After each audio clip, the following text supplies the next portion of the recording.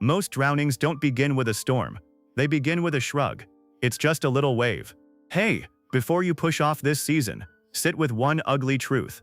A quiet pond can swallow a grown man whole. A calm lake can hide a spinning blade. And one sneaker wave can end a grandmother's life mid-stride. 12 verified files. 12 permanent answers the water already wrote. Let's open the ledger. 1. The July Wake. Clear Lake, Iowa, Cerro Gordo County. The first week of July, 2026, in the big radiant glow of a holiday weekend. The lake had been packed since noon, with pontoons, tubing rigs, jet skis, rafts, and the kind of families who had been counting the days to this exact stretch of summer since the snow melted. Coolers were open on every dock. Music drifted off a dozen different speakers at once. Kids kept begging for 5 more minutes on the water before dinner, the way kids always do on the good days, the days nobody thinks to slow down and remember on purpose. Maya Cano, 14 years old, of Dyersville, was out on the water when a jet ski crash turned the whole afternoon black. She died from the injuries she suffered in that watercraft collision. That is the entire mechanism, and it is the entire horror. 1 minute the lake was doing what lakes do on the 4th of July weekend, holding up 1,000 small happinesses at once, and the next minute it was holding only grief. Her mother told reporters this was supposed to be Maya's best summer ever. Instead, days after the 4th of July, the lake ended it. Maya loved swimming, being outside, being wrapped up in the people she loved. Her mother described her as a beautiful soul, inside and out.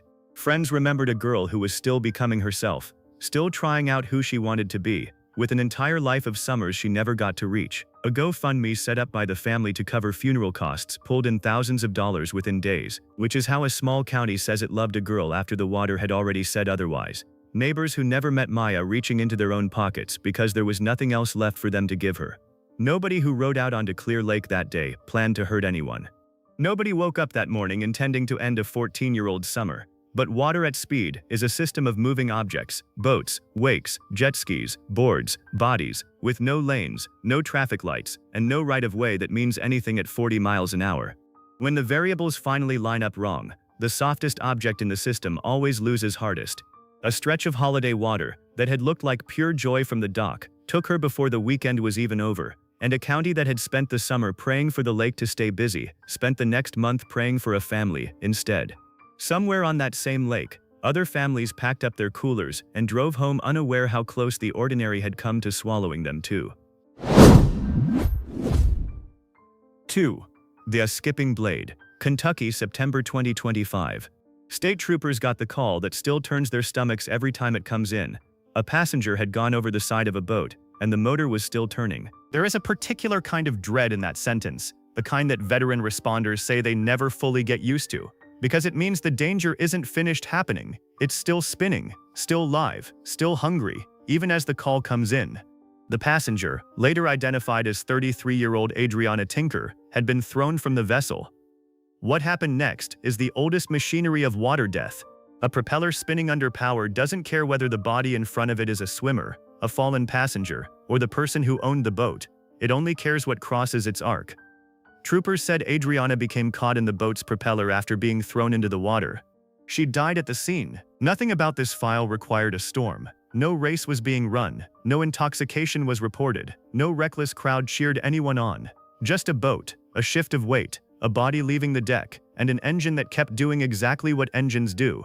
People who spend their lives on the water learn a certain low, careful way of moving around an outboard. They learn it because the blade is invisible until it is already cutting. A spinning prop at water level has no warning signal, no sound that means move, no color that flashes before impact. One bad step is the whole difference between boarding and never coming home. Adriana Tinker was 33 years old, a life mid-stride the way every one of these lives was mid-stride. Jobs, plans, people waiting for her back on shore who had no idea the ordinary afternoon they were expecting would never arrive. The blade skipped once, and that was enough.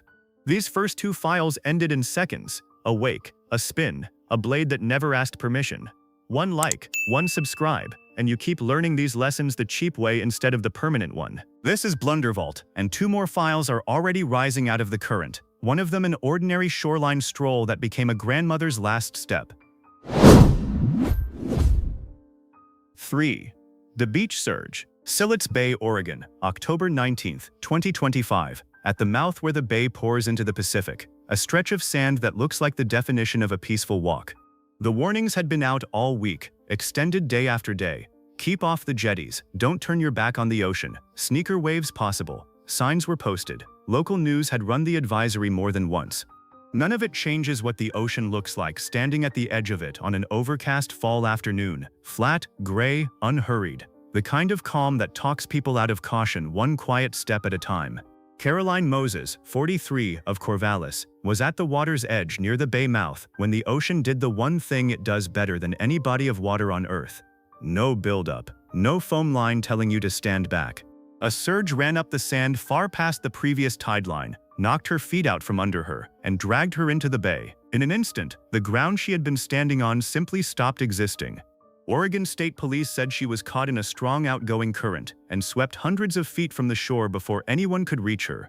Rescue crews pulled her from the bay and rushed her to Samaritan Pacific Communities Hospital, but she was pronounced dead. The autopsy would confirm the mechanism the sea had already announced: drowning after being pulled into the water by a sudden wave. People like to call sneaker waves rogue, random, unavoidable. They are not random. Every coastal community knows exactly when and where they arrive. They are predictable in the way any tide is predictable. They just are not predictable to the person standing at the waterline with their feet set and their mind elsewhere, thinking about anything except the sand disappearing beneath them. A sneaker wave doesn't care how steady your footing is or how many years you've walked that exact stretch of sand. It runs, it grabs, and it goes back to sea holding what it took, leaving nothing behind but wet sand and a search that everyone already knows will not end well. Caroline Moses was 43 years old. Out near the water on an ordinary October afternoon, the ocean decided she was the one. 4. The Log Jam. The Licking River, Licking County, Ohio. A warm day in 2026, and 15-year-old Brenda Montgomery was out kayaking with her foster parents, the kind of family outing that should end with tired arms, sunburned noses, and a fast food stop on the way home. It was supposed to be one of those small, unremarkable good days, the kind a foster family builds on purpose, trying to give a kid a normal childhood memory to hold on to. What happened instead unfolded the way river tragedies always do: fast, cold, and impossible to stop once it started. Their kayak tipped over, spilling all three of them into the current. The water that had looked lazy and brown and harmless from the bank turned out to have its own opinion about who got to leave it. The family somehow managed to reach a logjam in the water, one of those tangles of branches and debris that collects where the river slows, and they held onto it for several minutes. The kind of desperate grip nobody practices until they absolutely need it, fingers locking around wet bark while the current kept pulling at their legs. Then the river took Brenda anyway. She became trapped in the water and drowned before rescuers could reach her, disappearing beneath the same tangle of branches her family had just been clinging to for safety. The Licking County Coroner's Office identified her, and the river that killed Brenda would claim another kayaker not far from the same stretch later that same season, a second drowning near Black Hen Gorge within weeks, proof that the river hadn't finished with that particular bend of water. One river, two bodies, the same cold lesson. Rivers do not need drama to be lethal. They only need a current, a cold patch, a strainer, anything that holds a body underwater while the water keeps moving past it.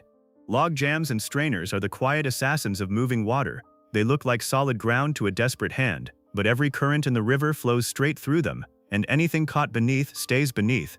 Brenda hung on as long as a 15-year-old can.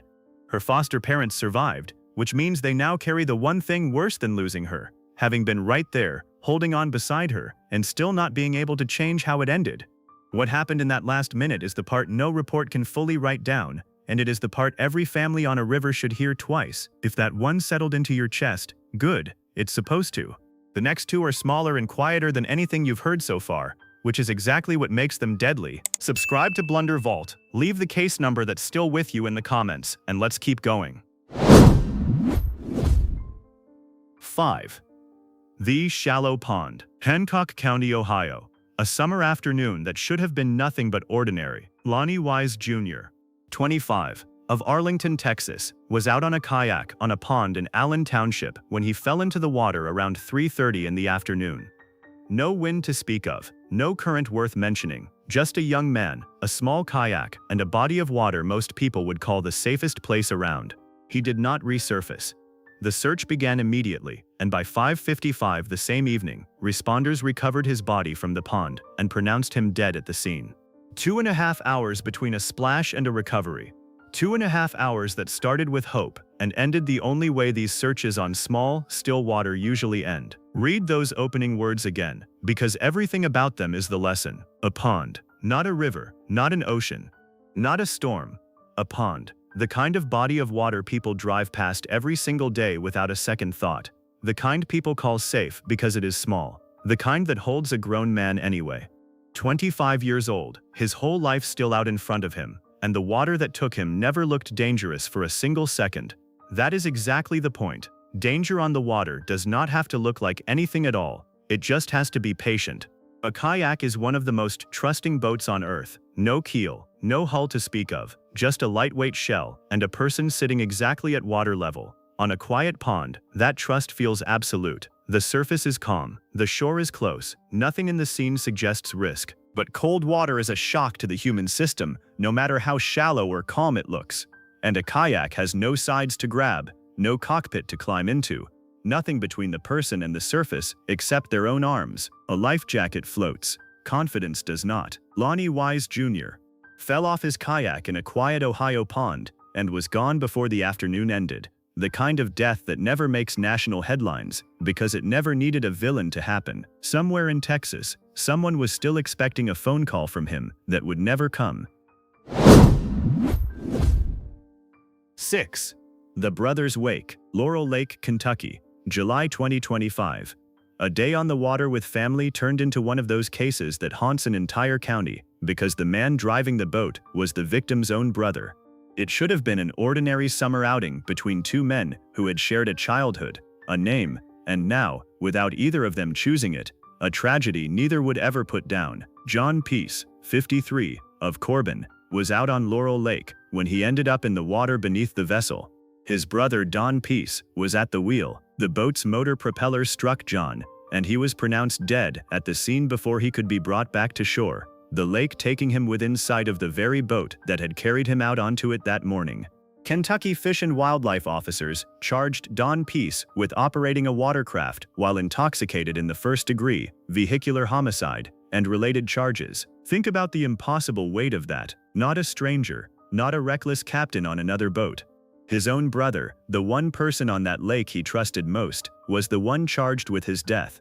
The lake did not need to look wild for this to happen. It only needed a propeller, a body in the wrong place, and alcohol at the helm of the boat carrying your blood. Two brothers went out together that day the way they probably had 100 times before, the same stretch of water they likely learned to fish on as boys.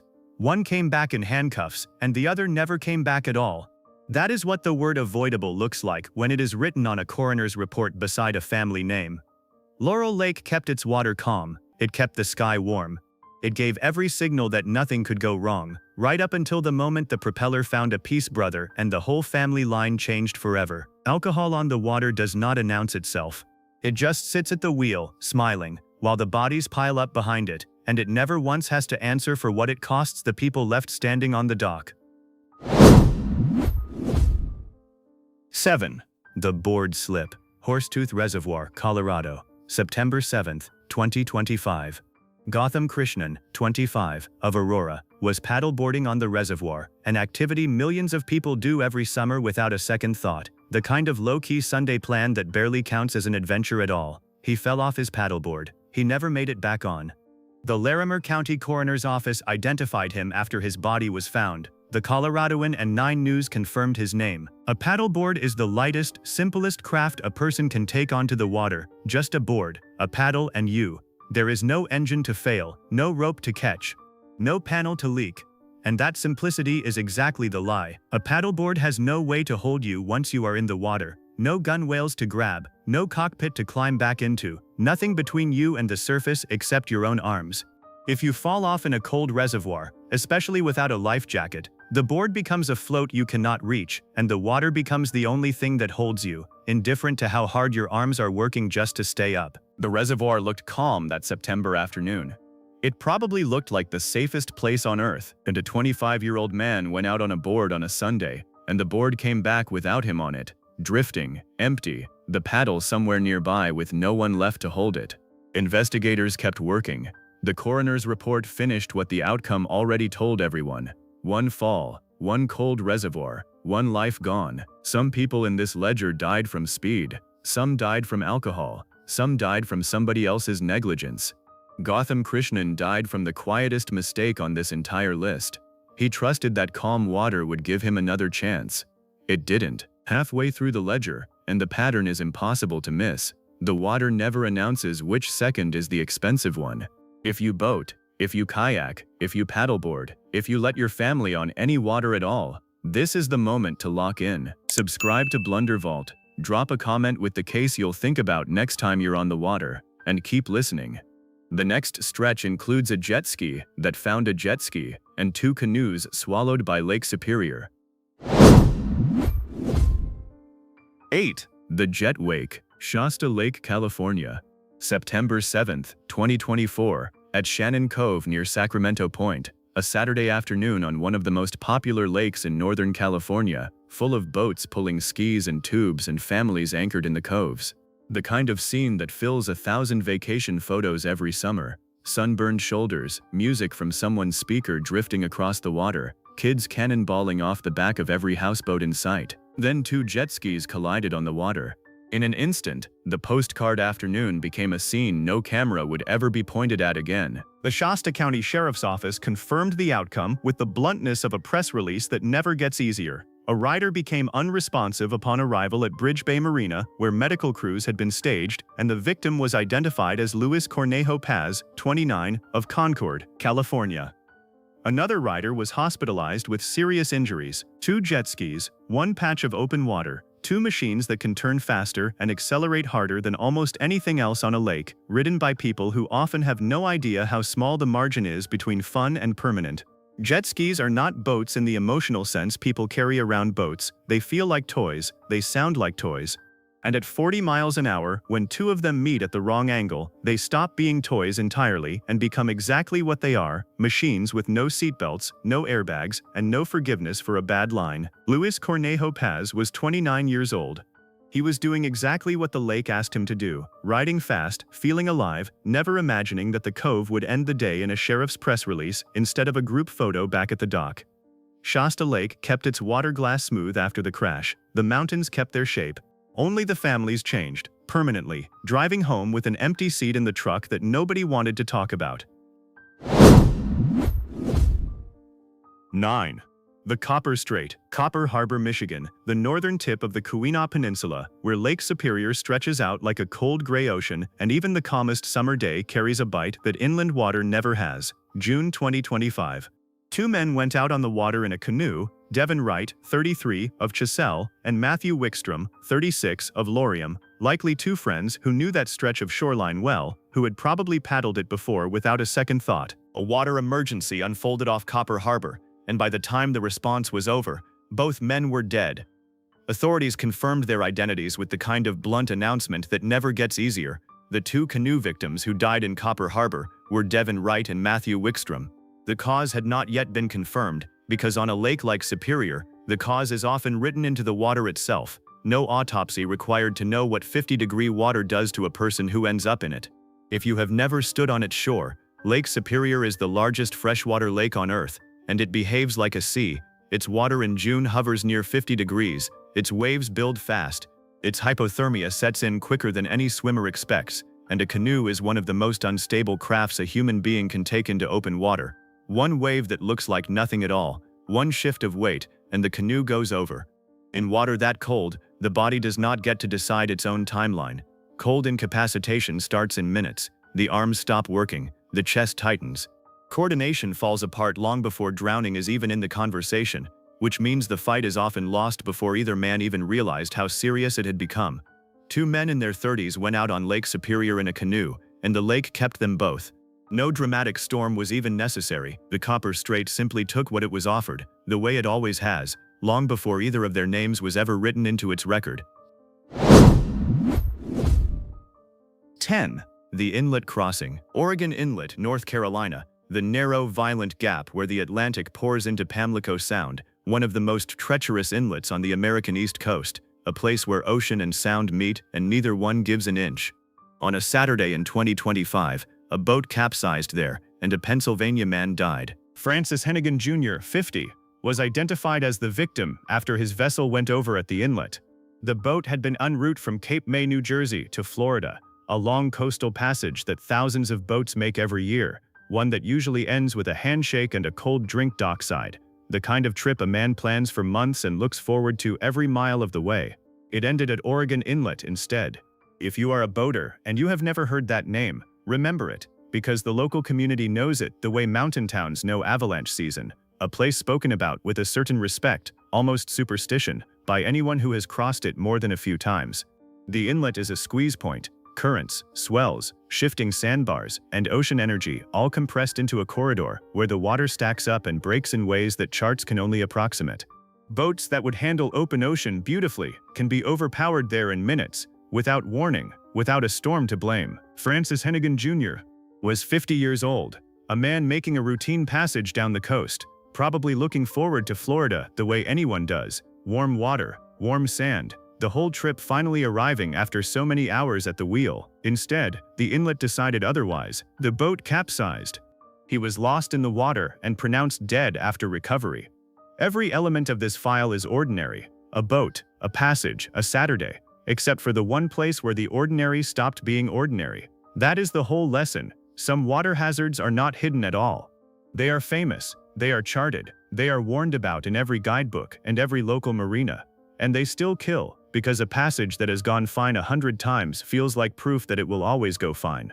Then the inlet stacks one wave on another, and the proof disappears. If the last 4 files have taught you anything, it's that the water doesn't need to look dangerous, it just needs one moment of access. 2 files left in the ledger. Both are quiet. Both are final. Subscribe to Blunder Vault, and let's close this out. 11. The Folded Paddle, Lake Ivanhoe, Walworth County, Wisconsin. June 25, 2025. The kind of evening when the lake lies flat and glassy, and a kayak seems like the most peaceful thing a person could possibly do, the water catching the last orange light of the day like something out of a postcard. A kayaker drowned on Lake Ivanhoe that Thursday. He was identified the following Monday as Thomas J.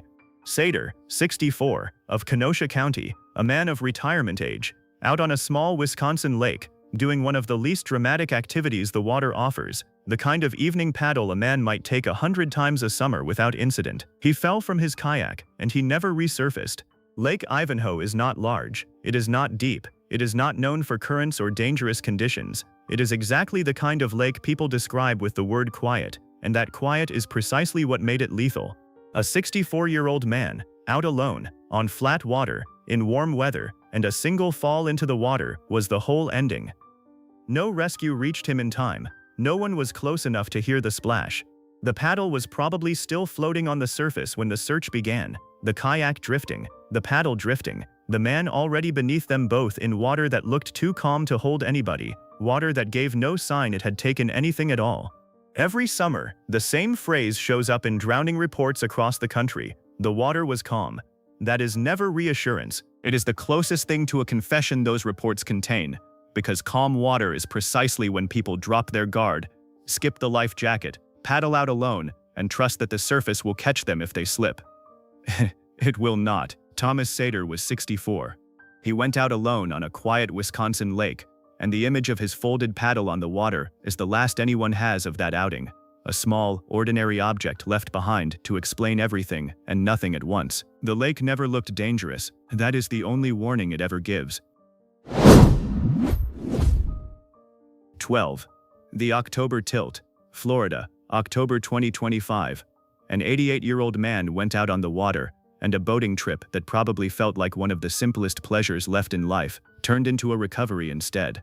88 years old, and still out on a boat, still choosing the water, the way he probably had his entire life, a habit older than most of the people who would later hear his name on the news. Arthur Furtney, of Jacksonville, died when his boat capsized.